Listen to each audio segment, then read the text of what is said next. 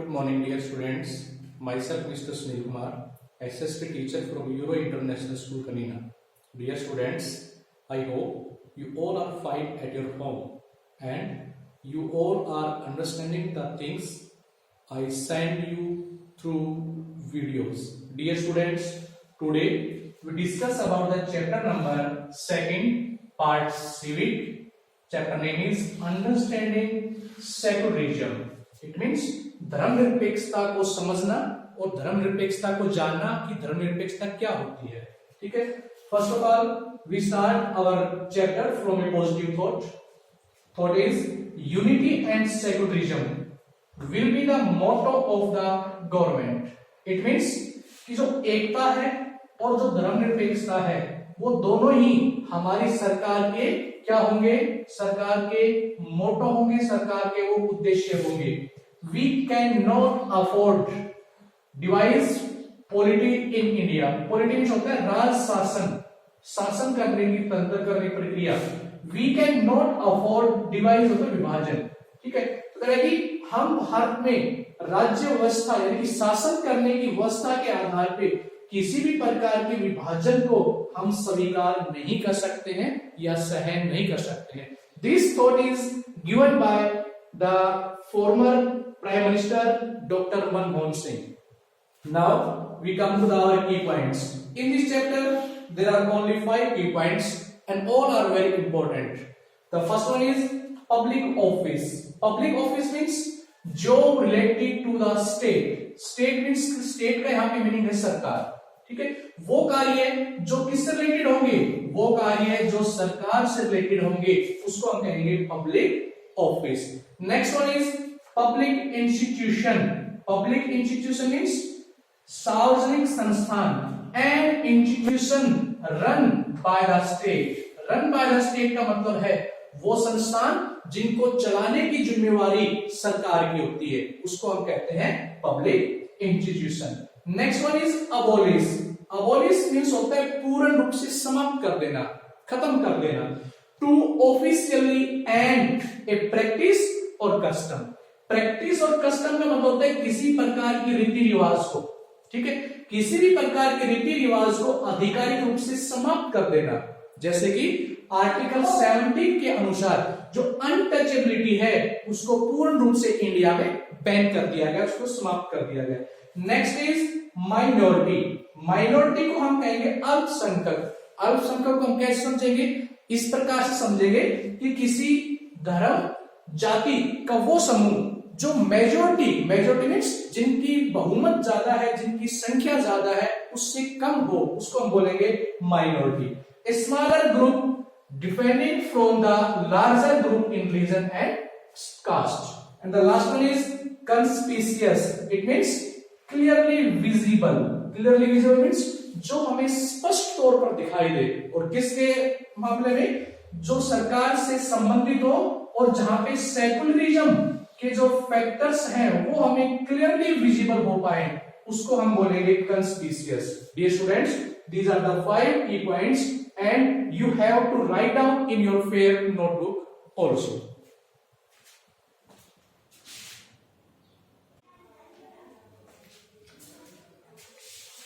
Dear students, आज हम चर्चा करेंगे सिविक चैप्टर नंबर 2 जिसका नेम है अंडरस्टैंडिंग सेक्युलरिज्म. धर्मनिरपेक्ष को समझना, धर्मनिरपेक्षता क्या होती है और ये हमारे भारत जैसे देश में ये किस प्रकार से महत्वपूर्ण है. ठीक है. और हमारे भारत जैसे देश में जो धर्मनिरपेक्षता है इसका क्या अर्थ है, सरकार किस प्रकार से जो धर्मनिरपेक्षता है इसमें अपनी भूमिका अदा करती है. पिछले चैप्टर में हमने पढ़ा आवर कॉन्स्टिट्यूशन, भारत के संविधान में हमने पढ़ा कि भारत के संविधान ने हमें 6 मौलिक अधिकार दिए हैं. उन 6 मौलिक अधिकार में एक सबसे महत्वपूर्ण जो है फ्रीडम ऑफ रिलीजन, धर्म की आजादी का जो अधिकार है वो हमारे भारत को एक सेक्युलरिज्म, एक धर्मनिरपेक्ष कंट्री बनाता है. ठीक है. 6 फंडामेंटल राइट में और हमारे जो 6 मौलिक अधिकार हैं ये 6 मौलिक अधिकार भी सेक्युलरिज्म पर ही बेस्ड करते हैं, सेक्युलरिज्म के ऊपर ही अपना वर्क करते हैं. ओके. अब हम इसके मीनिंग को समझते हैं. What is secularism? धर्मनिरपेक्षता क्या है? डियर स्टूडेंट्स, पे फुली अटेंशन। सेक्युलरिज्म मीन्स, धर्मनिरपेक्षता का अर्थ है कीपिंग रिलीजन और religious belief apart from the governance of the state.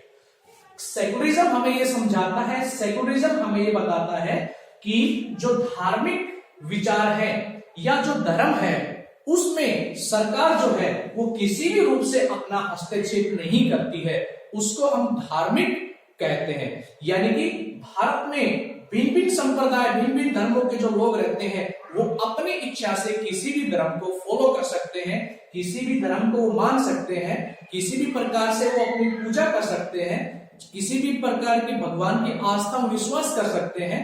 इसी को धर्मनिरपेक्ष कहा गया है। हमारा जो देश है हिंदुस्तान, इसमें काफी धर्म संप्रदाय के लोग रहते हैं। हमारे यहाँ पे हिंदू जो धर्म है वो मेजोरिटी में है, लेकिन इसका मतलब ये नहीं है कि सरकार जो क्या करेगी वो हिंदू धर्म को बढ़ावा देगी। नहीं, अगर ऐसा होगा तो ये हमारे संविधान की जो भावनाएं हैं, संविधान की जो नीतियां हैं, उनका पूर्ण रूप से उल्लंघन होगा। आगे देखते हैं। इन ए सेकुलर कंट्री, धार्मिक धर्मनिरपेक्ष देश के अंदर, the state does not interference in religious matter. और हमारा संविधान हमें ये बताता है कि भारत जैसे धर्मनिरपेक्ष देश के अंदर जो सरकारें हैं वो व्यक्ति के धर्म के मामले में किसी भी प्रकार का इंटरफेयर नहीं करेगी। फिर उस चीज को एक बार मैं दोहराता हूं कि भारत के जो लोग हैं वो अपनी इच्छा से किसी भी धर्म को मान सकते हैं। जैसे अगर हम एग्जांपल के रूप में देखें, सऊदी अरबिया है, वहां पे जो लोग हैं उनको सिर्फ एक धर्म, मुस्लिम धर्म की ही पूजा करने का उनका अधिकार है। लेकिन हमारे भारत में भिन्न भिन्न संप्रदाय, भिन्न भिन्न धर्मों के लोग रहते हैं और वो अपनी इच्छा से पूजा करते हैं।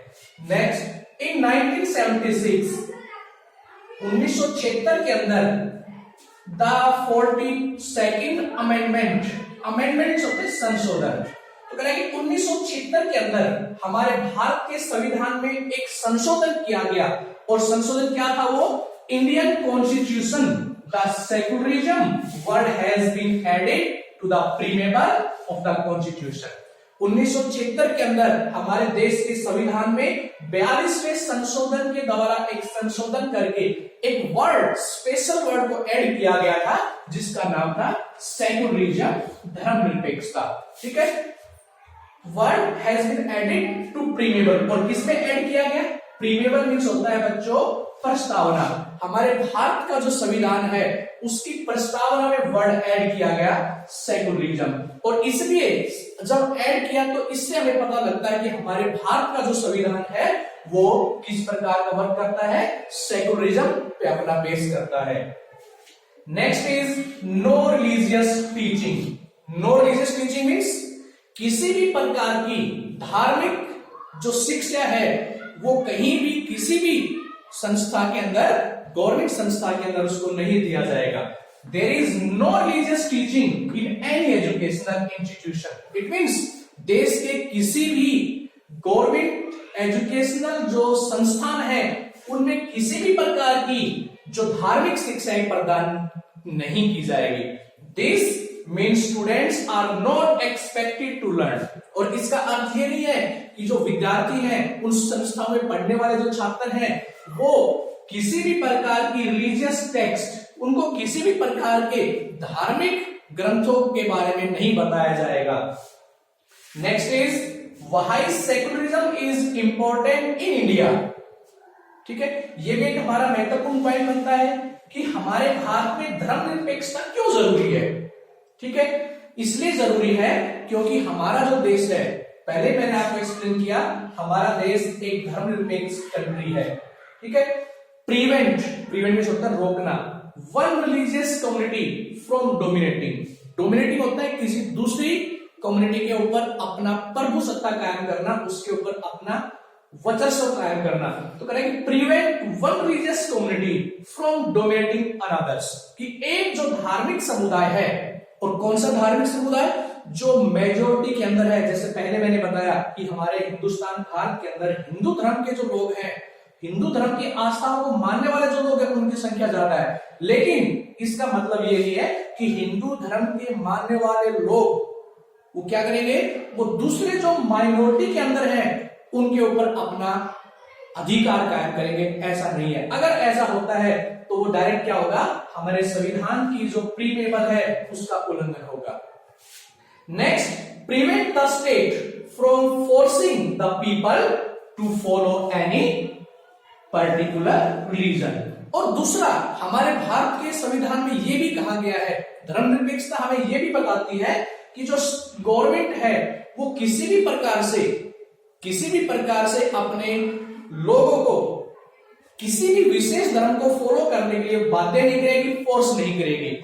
इसलिए क्योंकि हमारे भारत में भिन्न भिन्न संप्रदाय के लोग हैं, इसलिए जो है कुछ जो धर्म है मेजोरिटी के अंदर है, कुछ माइनॉरिटी के अंदर है। इसलिए ये हमें बिंदु हमें समझाते हैं कि सेकुलरिज्म जो है वो भारत के लोगों के लिए किस रूप में आवश्यक है। Next is main features of the Indian secularism. Bharat में जो धर्मनिरपेक्षता है उसके महत्वपूर्ण फीचर्स क्या क्या हो सकते हैं। तो first one is no state religion. No state religion means कि सरकार राज्य का अपना कोई धर्म नहीं होगा, वो किसी भी धर्म को बढ़ावा देने में किसी भी प्रकार का हस्तक्षेप नहीं करेगी। Separation of religion from state. Separation होता है अलगाव, ठीक है। जो सरकारें हैं वो धर्म के मामले में बिल्कुल अलग रहेंगी, वो धर्म के मामले में कोई इंटरफेयर नहीं करेंगी। Next, right to freedom. Right to freedom ये हमारा एक मौलिक अधिकार भी है। हमारे देश के जो 6 मौलिक अधिकार है उनमें से एक महत्वपूर्ण आता है right to freedom. It means किसी भी धर्म को मानने का अधिकार। हमारा संविधान हमें ये कहता है कि कोई भी व्यक्ति किसी भी धर्म की आस्थाओं को फॉलो कर सकता है। Next, abolition of religion text. और जो धार्मिक जो टेक्स्ट है, जो ग्रंथ है, ठीक है, उनके ऊपर भी एक प्रकार से अबॉलिशंस की गई है ताकि वो क्या ना करें, ताकि वो दूसरे धर्म की जो आस्था है उनको प्रभावित ना करें। तो विद्यार्थियों, ये हमारा एक अंडरस्टैंडिंग सेकुलरिज्म से संबंधित एक टॉपिक था। आपने इसमें बहुत कुछ सीखा होगा, जाना होगा, आपको इसको समझना है, बुक से आपको इसको और ज्यादा पढ़ना है, ठीक है। Thanks, have a nice day.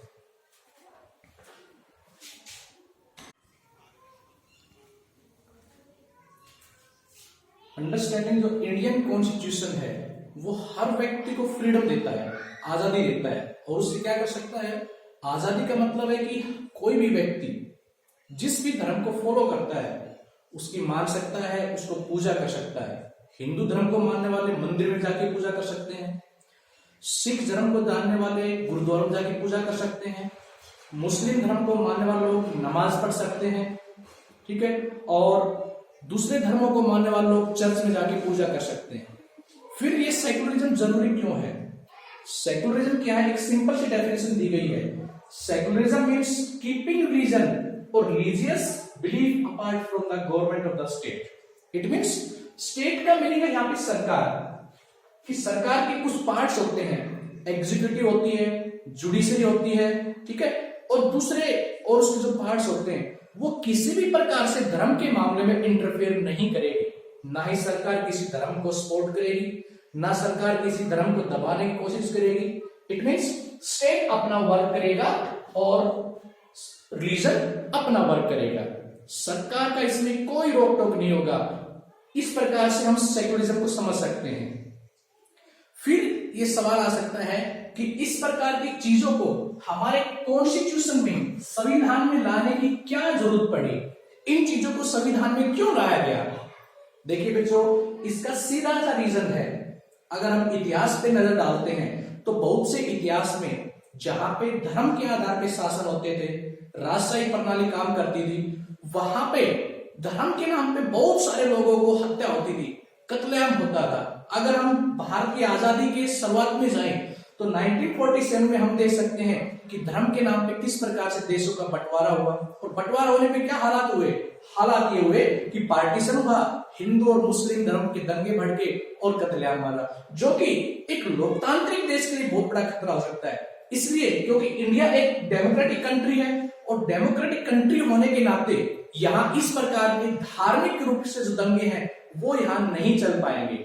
इसलिए इसलिए यह संविधान के अंदर सेकुलरिज्म वर्ड को ऐड किया गया और यहाँ धार्मिक स्वतंत्रता को खुली छूट दी गई। इट मीन्स यहाँ पे इस प्रकार का कोई बाध्य नहीं है कि कोई मंदिर नहीं बनाएगा, कोई मस्जिद नहीं बनाएगा, कोई गुरुद्वारे नहीं बनाएगा, कोई चर्च नहीं बनाएगा। नो, बिल्कुल भी नहीं। सरकार किसी को बाध्य नहीं करेगी, सरकार अपना वर्क करेगी। पिछले दिनों हमने हिस्ट्री में पढ़ा, हिटलर, जर्मनी, जो अब बड़ी संख्या में वहां पे यहूदी थे, ठीक है, यहूदियों की वहां पे बहुत बड़ी संख्या में हत्या की गई। तो वो क्या था? वो रिलीजियस डिस्क्रिमिनेशन था, वो एक धार्मिक भेदभाव था, यानी कि माइनॉरिटी को वहां पे खुल्लम खुले कत्लेआम किया गया। यानी कि इस प्रकार का जो कत्लेआम है वो हमारे कंट्री इंडिया में ना हो, इस प्रकार से भी यहाँ पे सेकुलरिज्म यानी कि हमारे देश को धर्मनिरपेक्ष बनाया गया है। ठीक है, अब सवाल ये आता है कि आखिर ये सेकुलरिज्म जरूरी क्यों है, यानी कि हमारे भारत में सेकुलरिज्म को जरूरी क्यों है, और इसको स्टेट जो है, सरकार जो है, उससे उसको अलग रखने की जरूरत क्या है, क्यों इसको जरूरी रखा जाता है? इसलिए जरूरी है क्योंकि हमारा जो देश है वो एक डेमोक्रेटिक फंक्शन पे काम करता है, डेमोक्रेसी को फॉलो करता है। और डेमोक्रेसी का मतलब है government represented by the people, यानी कि डेमोक्रेसी में सभी लोगों का इक्वली एक राइट होता है, अधिकार होता है, सभी को अपने अपने अधिकार दिए गए हैं। उन्हीं अधिकारों को फॉलो करने के लिए यहाँ पे धर्म की आजादी भी दी गई है। और धर्म की आजादी किसको दी गई है? सभी को दी गई है, इक्वली दी गई है, कोई किसी भी धर्म को फॉलो कर सकता है। इंडियन गवर्नमेंट है, अगर कल इंडियन गवर्नमेंट कल को अपने आप को हिंदू डिक्लेयर कर सकती है, तो हिंदू धर्म के आधार पे जो राइट है वो क्या होंगे? उनको फॉलो तो करने। लेकिन माइनॉरिटी में फिर क्या होगा? क्योंकि माइनॉरिटी में बहुत से दूसरे ऐसे धर्म भी हैं जो हिंदू धर्म को फॉलो नहीं करते हैं, बट जब उनकी बात करते हैं तो धार्मिक रूप से वो अल्पसंख्यक कहलाते हैं। ठीक है, तो ये हमारे कॉन्स्टिट्यूशन में शामिल किया गया राइट टू इक्वलिटी। ठीक है, अगर ऐसा होता है तो ये राइट टू इक्वलिटी को वॉयलेट करता है। ठीक है, तो इस प्रकार से मैं सोचता हूं कि आपने काफी कुछ इस प्रकार से समझा होगा, जाना होगा। ठीक है, जब हमारी रेगुलर क्लासेस स्टार्ट होंगी तो इसको हम फिर से एक बार ध्यान से समझेंगे। क्यों समझेंगे? क्योंकि आज के जो राजनीतिक जो वातावरण है उसमें जो धर्म है, धर्म एक व्यक्ति का बहुत बड़ा एक चैलेंजेबल टास्क बन गया है। आए दिन हम सुनते हैं हिंदू धर्म, मुस्लिम धर्म, ये वो। ठीक है, तो इसलिए हमें समझना बहुत जरूरी है, और मुझे उम्मीद है बहुत कुछ आपने यहाँ पे सीखा होगा। धन्यवाद।